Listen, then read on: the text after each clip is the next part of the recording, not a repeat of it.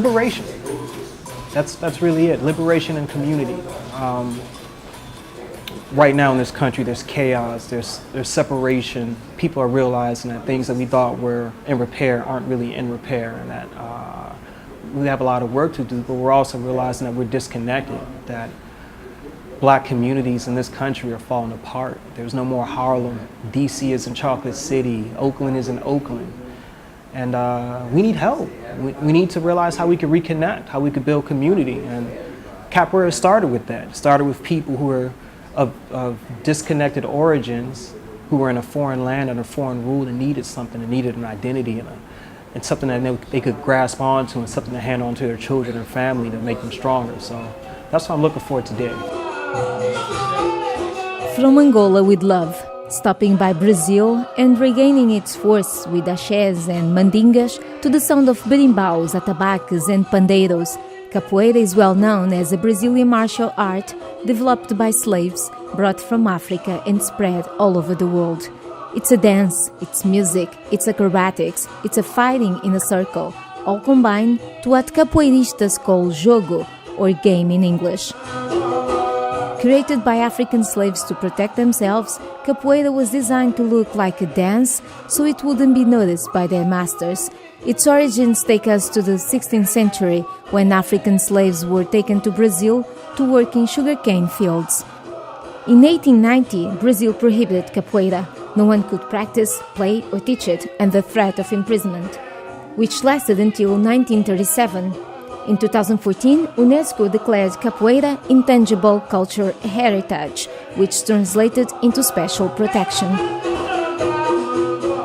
But let's rewind a little. If you like fast jumping in the air, full of ginga, an Afro-Brazilian expression for movement, and white clothes, you are a Capoeira Regional fan. If you like slow, intense, dance close to the floor and yellow clothes, then Capoeira Angola will conquer you. Tudo é diferente in Angola. Angola is different.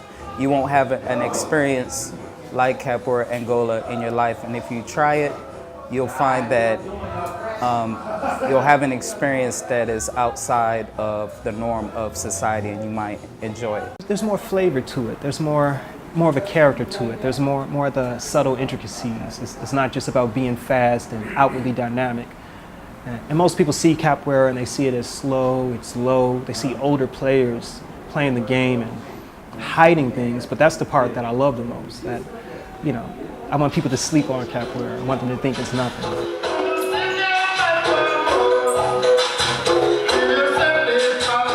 There's something about the jovial nature, the slyness of it, the stories, the mystery, the mystique of it that just drew me in immediately. And I feel like not only are you learning a lot about yourself, but you're learning a lot about a whole nother world or alternative universe of feelings and emotions and perspectives that are deeply rooted in African mysticism and culture. A lot of people, Blacks in America, are always looking for some way to get back to their roots, something that kind of connects them.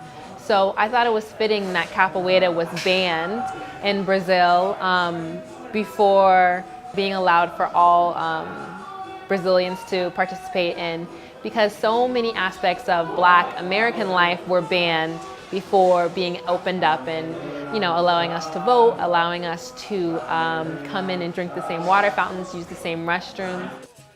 Universal Capoeira Angola Center is one of many schools in the community of capoeiristas in Washington, D.C.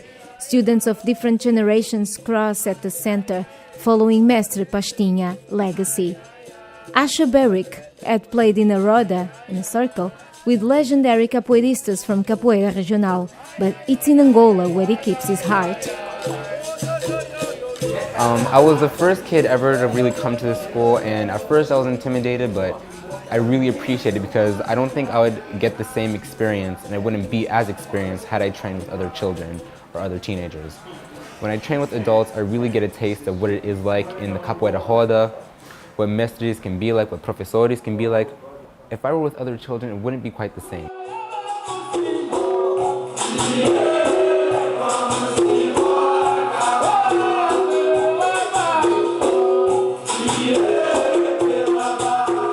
But who brings together so many different backgrounds to play Capoeira Angola? teaching the music, the instrument, and the sense of humility that we are hearing so much. Finding myself, who I am as a black man in the struggle, you know what I mean? It gave me a sense of identity, you know what I mean? Because the roots goes back so far in capoeira, I couldn't believe, you know, that I'm doing this beautiful martial art and it's so powerful and so spiritual, you know?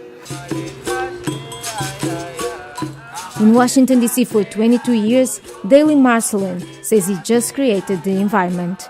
Capoeira will grab you. Capoeira is for everybody, but everybody is not for capoeira. You know what I mean?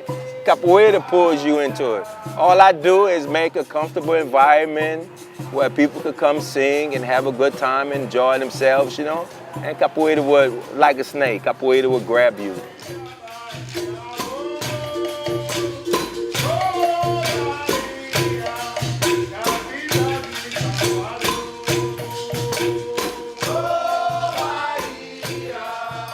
The music is very hypnotic, powerful, and it just automatically grabs you. The rhythms of the atabaki and the bidimbaus and the depth of the slowness, the depth of the beat, it just resonates. It moves something in your body.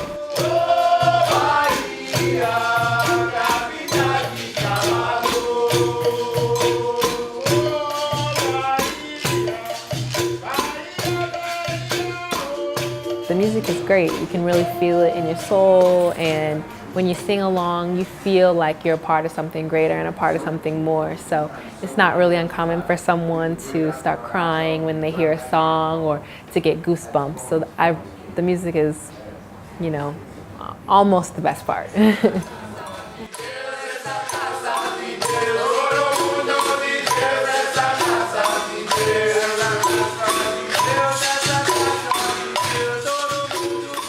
Once you start this, there's no going back because it's that seductive.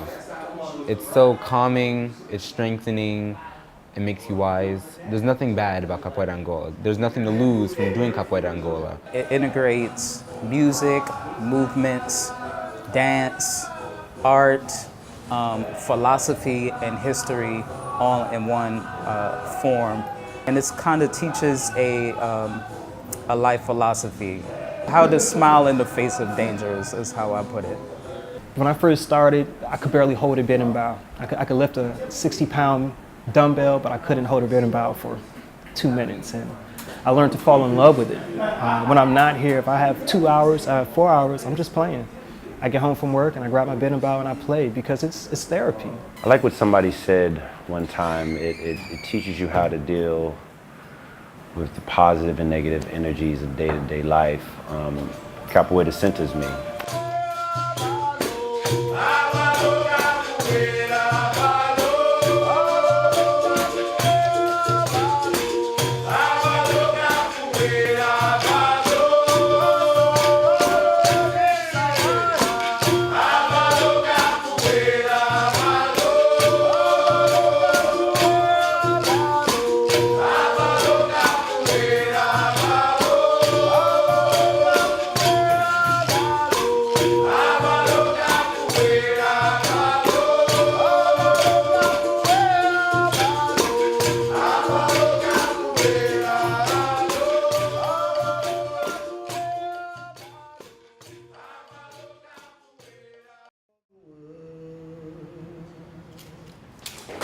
Trouble of the world, trouble of this world, soon will be done.